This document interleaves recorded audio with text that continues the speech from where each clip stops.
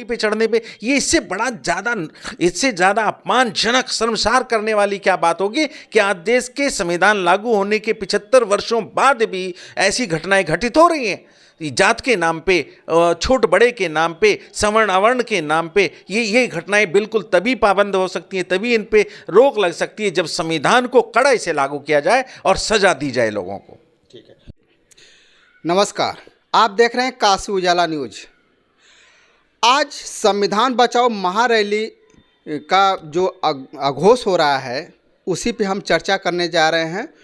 माननीय क्या नाम है sir? Engineer RP Singh Ambedkar. जिस तरह से आप लोग कल संविधान बचाओ महारैली का आप लोग सम्मेलन करेंगे, उस पर आप क्या चर्चा करेंगे सर?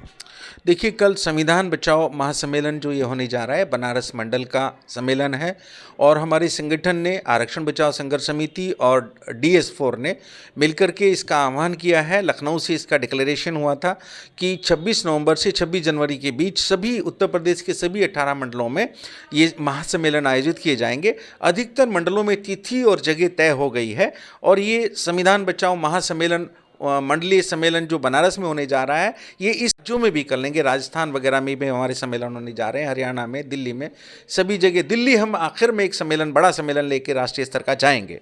तो ये जो सम्मेलन है, इसमें मुख्य रूप से संविधान के ऊपर जो खतरा मंडरा रहा है उसको लेकर के और उस संविधान को बचाने को लेकर के, और संविधान के ऊपर जो फिरका परस्त ताकतें हमला बोलने का काम कर रही हैं, नई संसद में नया विधान रखने की बात कर रही हैं, ऐसी ताकतों को नकेल डालने के लिए हम गवर्नमेंट ऑफ इंडिया को प्रेशराइज करेंगे कि वो ऐसी ताकतों को, ऐसे लोगों को जेल के अंदर बंद करें जो देश की एकता और अखंडता के लिए खतरा बन चुके हैं और जो मंदिर मस्जिद की खामखा एक लड़ाई खड़ी कर दे रहे हैं। देश के सामने कई दिक्कतें हैं, देश की जनता के सामने रोजी रोटी की दिक्कत है, रोज़गार की, नौजवानों के सामने रोज़गार की दिक्कत है, आपके स्टूडेंट्स के सामने, गरीब छात्रों के सामने फीस भरने की दिक्कत है, वजीफ़ों की दिक्कत है, किसानों के सामने उचित मूल्य की दिक्कत है, खाद की, बीज की दिक्कतें हैं। तो इन सारी चीज़ों को लेकर के सरकार को चिंतित होना चाहिए और सरकार को भारतीय संविधान के अनुरूप हर एक राज्य को, हर एक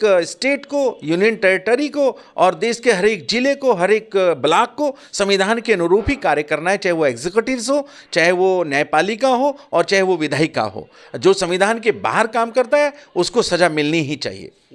अगर देखा जाए तो भारत में एक चुनाव और एक देश एक चुनाव होना चाहिए और उसी को लेकर के एक बिल सदन में पेश हुआ है। हो सकता है कि सरकार है तो हो सकता है कि पास भी करा लें, तो इस पे आपका कहना चाहिए? देखिए, एक देश एक चुनाव, एक देश एक टैक्स, एक देश एक फ्लैग, ये सब बातें तो हो रही हैं, अच्छा है, परंतु हमारा ये कहना है कि एक देश एक चुनाव आप खूब कराइए, परंतु भाई सबसे पहले इस बात की ज़रूरत है कि एक देश एक शिक्षा, यानी सारे देश के सारे नागरिकों को, सारे बच्चों को एक समान शिक्षा दी जानी चाहिए, एक समान चिकित्सा दी जानी चाहिए। शिक्षा का व्यवसायीकरण, निजीकरण बंद किया जाना चाहिए, चिकित्सा का निजीकरण और व्यवसायीकरण बंद किया जाना चाहिए। इससे सबसे ज़्यादा तबाही गरीबों की हो रही है, गरीबों के बच्चे अशिक्षित हुए चले जा रहे हैं। तो इसलिए देश के अंदर सबसे पहला कानून अगर अब आना चाहिए तो आपने RTE ले आए,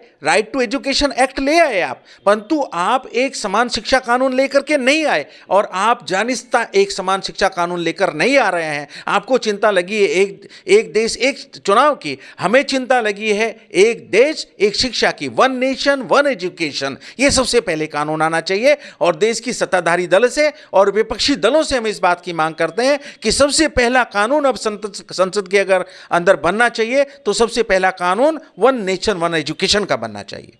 आज़ादी के बाद अगर जिस तरह से बाबा साहब ने अम्बेडकर संविधान को लिखा तो उस समय से लेकर के आज तक उसी संविधान से देश चला, लेकिन ऐसा क्या कारण हुआ कि संविधान खतरे में पड़ गई? आज हम लोगों को संविधान बचाओ महासम्मेलन कराना पड़ रहा है हर मंडल स्तर से प्रदेश स्तर पे, क्या कहना चाहेंगे इस पर? देखिए, संविधान के ऊपर खतरा मंडरा रहा है, आप पत्रकार बंधु इस चीज़ को अच्छे से जान रहे हैं। आज देश के अंदर कुछ लोग, कुछ स्वयंभू लोग इस बात की चर्चा कर रहे हैं, यहाँ वहाँ सम्मेलन कर रहे हैं, यहाँ वहाँ से उद्घोष कर रहे हैं कि नया संसद, नया विधान होगा, नए हिंदू राष्ट्र होगा, राम राज्य होगा। आप देख रहे हैं अमृतकाल की भी घोषणा हो चुकी है। तो इस अमृतकाल में, इस राम राज्य में इतना अत्याचार क्यों, इतना अन्याय क्यों? हम ये प्रश्न करना चाहते हैं उन लोगों से, उन स्वयंभू लोगों से कि भाई आप रामराज लाना चाहते हो तो इस देश के अंदर संविधान को अक्षर से लागू कर दीजिए, तो वो रामराज से बेहतर राज होगा। जी। लेकिन जिस तरह से आपने ताल ठोका है संविधान के लिए, और जो गरीब, वंचित, असहाय लोग हैं, अत्याचार अक्सर तो उन्हीं पर हो रहा है ना।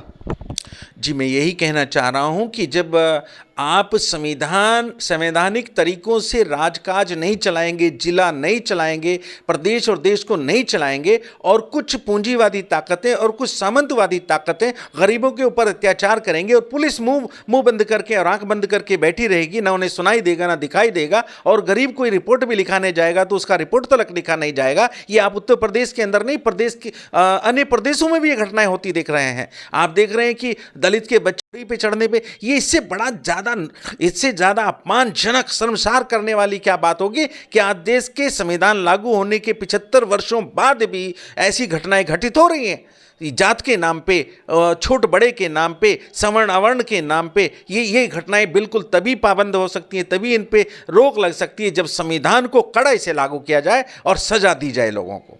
ठीक है जी, बहुत अच्छा लगा सर आपसे बात करके। आपने बात सुना भी। अगर वीडियो अच्छा लगे तो लाइक और सब्सक्राइब जरूर कीजिएगा। फिर मिलेंगे नए वीडियो के साथ, तब तक के लिए नमस्कार।